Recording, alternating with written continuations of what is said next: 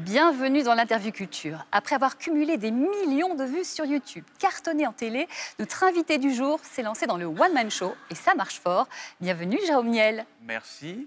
Vous nous parlez de votre spectacle donc, qui s'appelle Jérôme Niel. Exactement. Mais pourquoi faire simple quand on peut faire compliqué? Bah voilà, c'est ça. J'avais pas forcément d'idée de titre et je me suis dit Jérôme Niel, juste simplement, ou le spectacle de Jérôme Niel, ça me va, plutôt que de trouver des prénoms, des prénoms, pardon, des noms comme, je sais pas moi, à la revoyure, ou voilà, j'ai préféré être très clair. Et donc, ce sera le spectacle de Jérôme Niel. Ouais. Voilà, c'est très simple. On sait ce qu'on y trouve. Pour repartir à la base, on vous a découvert en 2013 grâce à vos chaînes YouTube, La Ferme Jérôme, vos célèbres tutos. Exact. Ça cartonnait, vous étiez en sécurité dans votre studio. Qu'est-ce qui fait que vous prenez ce challenge d'aller sur scène? Vous prenez un risque énorme. Et ben, sans doute l'envie, comme à chaque fois, de refaire de nouvelles choses, de découvrir de nouvelles choses, en tout cas avec, si j'ai les compétences pour le faire, parce que j'aurais pu vous dire, je ne sais pas, circassien, mais je ne pense pas que je pourrais. Donc là, je me suis dit, faire évoluer cet amour de faire des blagues, cette passion d'écrire, d'écriture, tout ça, sur scène, pour avoir un lien direct avec le public, ça peut être chouette. Bien évidemment, j'avais très peur, mais j'ai sauté le pas. Vous l'avez fait. Pour se mettre tous à niveau, on va regarder un petit extrait, justement, des tutos. Regardez.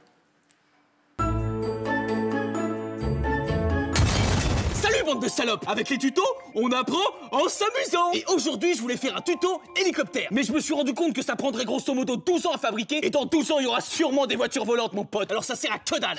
Et en plus, ce sont de vrais tutos. Alors vos personnages, on va le découvrir un peu plus tard aussi, ils sont toujours complètement dingues. Vous avez l'air assez calme comme ça. Est-ce qu'il y a une part de vous ou c'est juste pour vous défouler? Non, non, il y a bien sûr une part de moi, mais après, là, je suis éduqué.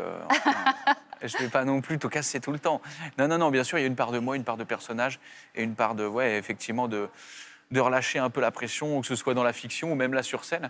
C'est quelque chose comme une sorte d'exutoire aussi, mais de toute façon, mais faut qu'on apprenne à se connaître. Voilà, et après, on voit de moi dans les tutos, mais là, je me tiens bien. J'ai peut-être mes parents qui me regardent et tout. Je vais On pas. ne sait jamais. Voilà. Justement, la presse dit de vous, vous êtes un peu comme Albert Dupontel avec sa folie, comme Jim Carrey avec ce côté cartoon. Moi, j'ajouterais également un peu comme Jack Nicholson en mode psychopathe dans Shining. Est-ce que vous êtes d'accord avec ces définitions? Oui, bah, comment ne pas être d'accord avec une comparaison comme celle-ci? Oui. Bah, merci. Hein, j'espère que j'aurai le même parcours que lui au cinéma. Mais vous avez des modèles, vous? Moi, des modèles, non, j'ai pas de modèle, mais j'ai des gens que j'apprécie beaucoup. Effectivement, la comédie américaine, j'ai beaucoup d'acteurs, mais pas par exemple? il va y avoir effectivement Steve Carell, par exemple, qui est un acteur brillantissime. Mais on peut pas parler de modèle. Enfin, je sais pas, c'est des gens que j'apprécie, quoi. En humoriste, il y a un humoriste que j'aime beaucoup qui s'appelle Chris Esquer. Ah, qui est français, lui. Voilà, que je trouve génial. Voilà, Monsieur Fraise aussi, mais Baptiste Le Caplin, Maxime Gasteuil. Enfin, il y en a plein, c'est tellement varié que, bon. Eh bien, vous savez quoi, on va parler de vous maintenant tout de suite, puisque on revient sur ce spectacle qui s'appelle Jérôme Niel, et on regarde un extrait. J'ai trop peur de mourir, j'ai trop peur de mourir. Quand mes parents vont mourir, qui fera mes papiers administratifs? Mais attends, mes gars, ok, je suis un chou de Bruxelles, mais je veux dire, pourquoi il n'y a que moi qu'on associe à une ville? Tu vois ce que je veux dire? Pourquoi on dit pas haricots verts de Limoges ou betterave de Chicago? Tu vois ce que je veux dire? Et je ne trouve plus mon pote. Commence pour moi, alors, une partie grandeur nature de Où est Charlie? Nyeh.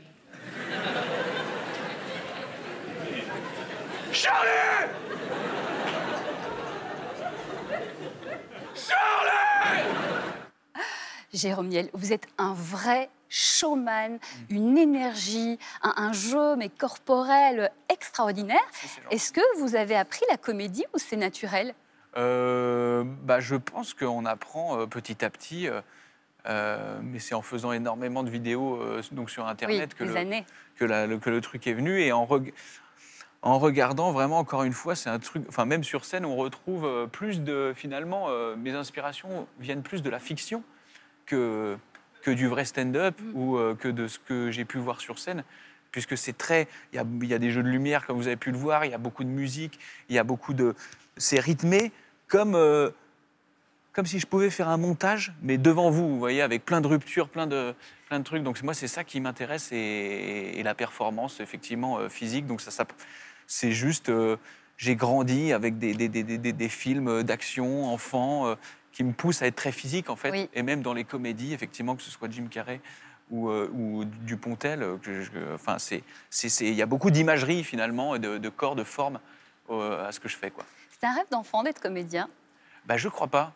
Je crois pas.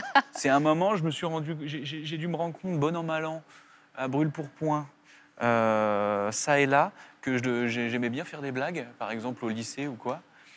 Et puis à un moment, j'ai dû tenter de faire un casting par-ci, un casting par-là, et je me suis dit, oh là là, si jamais j'arrive à en vivre, ce serait vraiment génial. Oui. Et donc ça s'est passé comme ça. Mais j'étais pas comme ça à 10 ou 14 ans à me dire, moi je veux être comédien. C'est plus faire rire. Et puis petit à petit, quand la conscience prend, donc, qu'est-ce que tu vas faire dans la vie? Ah, ce serait trop bien de faire des blagues. Et ça a D'ailleurs, marché. petit, votre rêve, j'ai lu que c'était de vivre en faisant des bêtises. Bah, vous Ouais. avez réussi. Oui, c'est ça, finalement, c'est ça. C'est ça, exactement. Voilà, c'est ce que je viens de dire. À partir du moment où on prend conscience qu'on peut être payé pour ça, on se dit, ouais, pourquoi pas. Et en même temps, il faut le dire quand même, il y a énormément de travail, parce qu'on pourrait croire que c'est simple. Oui, bien sûr. Vous êtes un gros bosseur quand même. Ouais, bah, j'aime bien par période. J'aime bien aussi glander sur mon canapé. Mais quand il faut bosser, il faut bosser. Et c'est surtout, en fait, on n'hésite pas je trouve, enfin, c'est toujours cool vraiment de suer pour un métier qu'on aime. Eh ben, Donc ça, c'est très rare, mais c'est cool. J'ai de la chance. On sent le plaisir que vous avez. C'est vraiment un spectacle, mais bonne humeur. Vous nous transmettez votre énergie. Ça s'appelle Jérôme Niel, en tournée dans toute la France. Et vous serez également du 24 au 31 mars à La Cigale. Merci infiniment, Jérôme Merci Niel. à vous. Merci beaucoup. Merci. On se retrouve bientôt pour une nouvelle interview culture.